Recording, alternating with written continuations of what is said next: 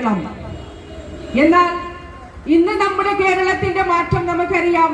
കേരളത്തിലെ നവോത്ഥാന നായകന്മാരുടെയും കമ്മ്യൂണിസ്റ്റ് പ്രസ്ഥാനങ്ങളുടെയും ശക്തമായ ഇടപെടൽ കൊണ്ട് നമ്മുടെ കേരളം ഇന്ന് അതിദൂരം മാറിയിരിക്കുകയാണ്.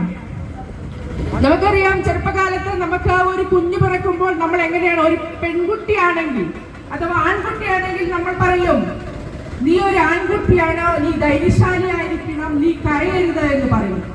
എന്നാൽ ആ സ്ഥാനത്ത് ഒരു പെൺകുട്ടിയാണെങ്കിൽ നീ പെണ്ണാണ്, നിന്റെ സൗണ്ട് പുറത്ത് കേൾക്കരുത്, ഈ 4 ചുവരുകൾക്കുള്ളിൽ തന്നെ ഇരിക്കണം എന്ന് പറയും.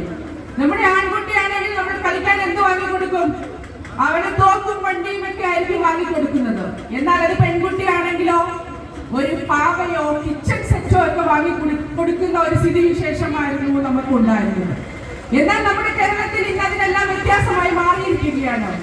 കുറച്ച് ശതമാനത്തിനിടയിൽ ഇതൊക്കെ ഉണ്ട് എങ്കിലും നമ്മുടെ കേരളം ഇന്ന് അതിദൂരം